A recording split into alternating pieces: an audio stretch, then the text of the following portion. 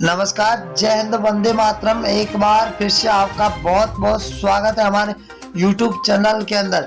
आपको बता दें कि लोकसभा चुनाव का बिगुल बज चुका है। लोकसभा चुनाव से पहले ही 4 राज्यों के अंदर विधानसभा के चुनाव है। अब 4 राज्यों के अंदर विधानसभा के चुनाव ये तय करेंगे कि अब की बार क्या फिर से लोकसभा के चुनाव में बीजेपी को कड़ी टक्कर देने के लिए क्या विपक्ष मजबूत होता हुआ दिखाई दे रहा है या फिर बीजेपी की सरकार बनती हुई नजर आ रही है। अगर हम 545 सीटों की बात करें तो 545 सीटों पर किसकी सरकार बनती हुई नजर आ रही है। सबसे बड़ा ओपिनियन पोल सर्वे जारी हो चुका है। अगर बात करें बीजेपी और कांग्रेस के बीच में कड़ी टक्कर की तो अब की बार किसी भी पार्टी को पूर्ण बहुमत के साथ सरकार बनाने का दावा नहीं किया जा रहा है। सबसे बड़ा 545 सीटों का ओपिनियन पोल सर्वे जारी हो चुका है। राज्य की तो पहला राज्य है कर्नाटक, जहां पर बीजेपी को 8 सीटें मिलती हुई दिखाई दे रही है, तो कांग्रेस को 15 सीट, वही जेडीएस को 5 और बीएसपी को 0, तो कुल 28 सीटें। अगर कश्मीर की बात करें तो कुल 6 सीटें, जहां बीजेपी को 1, आईएनसी को 3, पीडीपी को 2 और एनसी को 0 यहाँ पर सीटें मिलती हुई दिखाई दे रही है। ये सीटों का रुझान 2023 का है और बहुत ही बड़ा रुझान निकल के आ चुका है। हरियाणा की बात करें तो हरियाणा राज्य के अंदर कुल 10 लोकसभा सीटें, जहां पर बीजेपी को 4, कांग्रेस को 5, जेजेपी को 0, तो आम आदमी पार्टी को यहाँ पर 1 सीट मिलती हुई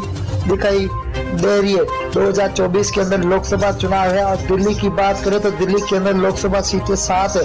7 में से बीजेपी को 2 सीटें मिल रही है, तो वही कांग्रेस को 4, आम आदमी पार्टी को 1 सीट मिल रही है, तो बीएसपी को यहाँ पर 0 सीट मिलती हुई दिखाई दे रही है, तो अदर के खाते में 0 जा रही है।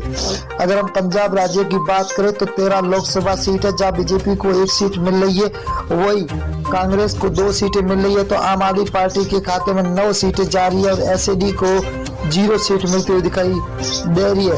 अगला राज्य है जहाँ पर मेघालय राज्य। मेघालय के अंदर 29 विधानसभा सीट है, जिनमें से बीजेपी को 12 सीट मिल रही है, तो कांग्रेस को 15, वही एसपी को 0, तो बीएसपी के खाते में 2 सीटें जाती हुई दिखाई दे रही है।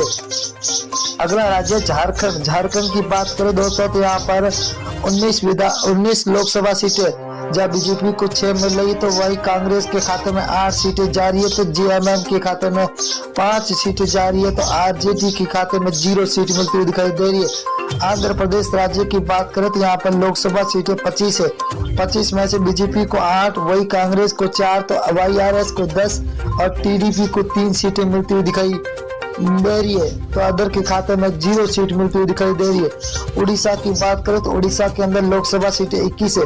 21 में से बीजेपी को 6 सीट, वही कांग्रेस को 9, बीजेडी को 6 सीट और एनसी को 0 सीट मिलती हुई दिखाई दे रही है। बहुत ही तगड़ा महाओपिनियन पोल निकल के आ चुका है। तमिलनाडु की बात करें तो यहाँ पर कुल 39 लोकसभा सीट है, जहाँ बीजेपी को 4, तो कांग्रेस को 5, डीएमके को 15, एएलए को 15 सीटें मिलती हुई दिखाई दे रही है, तो 0 खाते में जा रही है अदर के। अगर अब बिहार राज्य की बात करें तो कुल 40 लोकसभा सीट है, जहाँ बीजेपी को 12 सीट मिल रही है, तो वही कांग्रेस को 5 सीट, आरजेडी को 15, तो जेडीयू को 8 सीटें मिलती हुई दिखाई दे रही है, तो अदर के खाते में 0 सीट मिलती हुई दिखाई दे रही है। अगला है राजस्थान। राजस्थान के अंदर कुल लोकसभा सीट है 25 में से बीजेपी को 10 सीट है, तो कांग्रेस को 14 सीट, वही आरएलपी के खाते में 1 सीट जा रही है, तो आम आदमी पार्टी को यहाँ पर 0 सीट पर संतोष होना पड़ रहा है, तो अंदर खाते में 0 सीट। उत्तर प्रदेश की बात करें तो कुल 80 विधानसभा सीटें है, जहाँ बीजेपी को 32, वही कांग्रेस के खाते में 14, एसपीए के खाते में 27, बीएसपी को 2 सीटें, वही अदर के खाते में 5 सीटें जाती हुई दिखाई दे रही है। अगला राज्य है उत्तराखंड। उत्तराखंड के अंदर 5 लोकसभा सीटें, जिनमें से बीजेपी को 3 सीट, वही आईएनसी को 2, तो बीएसपी को 0, आम आदमी पार्टी के खाते में 0 सीट मिलती हुई दिखाई दे रही है, तो यहाँ पर अदर के खाते में भी 0 सीट जाती हुई दिखाई दे रही है। पश्चिम बंगाल की बात करें तो कुल लोकसभा सीटें 42 है। 42 में से 17 बीजेपी के खाते में जाते हुए दिखाई दे रही है, तो वही आईएनसी को 0 सीट है, तो टीएमसी को 25 सीट है, सीपीआईएम को 00 सीट मिलती हुई दिखाई दे रही है। आंध्र प्रदेश की बात करें तो आंध्र प्रदेश के अंदर लोकसभा सीटें 2 है, जहां पर बीजेपी को 1 सीट मिल रही है, तो यहाँ पर कांग्रेस के खाते में 1, एसपी को 0, तो बीएसपी के खाते में भी 0 सीट जाती हुई दिखाई दे रही है, तो अदर के खाते में 0। अगर हम मेघालय की बात करें तो मेघालय के अंदर लोकसभा सीटें 2 है। 2 में से बीजेपी के खाते में 0 सीट, 1 सीट जा रही है, तो वही कांग्रेस को 1 सीट मिल रही है। तो एसपी को 0, तो बीएसपी के खाते में भी 0 सीट जाती हुई दिखाई दे रही है। अगला राज्य है जहाँ लक्षद्वीप है। लक्षद्वीप के अंदर लोकसभा सीट 1 है, वही 1 कांग्रेस के खाते में जाते हुए दिखाई दे रही है। तो बीजेपी को यहाँ पर 0, एसपी और बीएसपी के खाते में भी 0 सीट जाती हुई दिखाई दे रही है।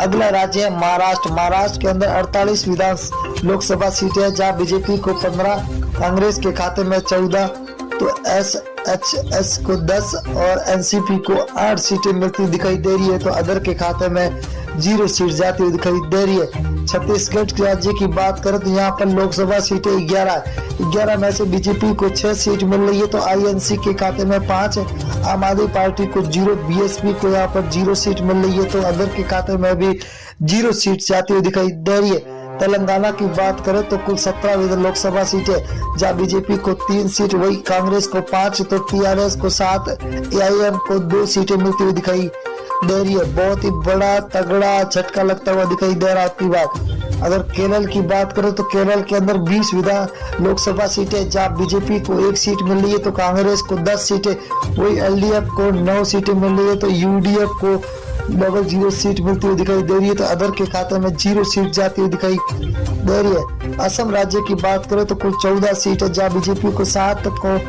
कांग्रेस को 6, एआईयू को 3 और अदर के खाते में 0 सीट जाती हुई दिखाई दे रही है। बहुत ही बड़ा तगड़ा झटका सभी को मिलता हुआ दिखा। गुजरात की बात करें तो कुल 26 लोकसभा, जब बीजेपी को 12, कांग्रेस को 6, तो आम आदमी पार्टी को 8, बीएसपी के खाते में 0 सीट जा रही है, तो अदर के खाते में भी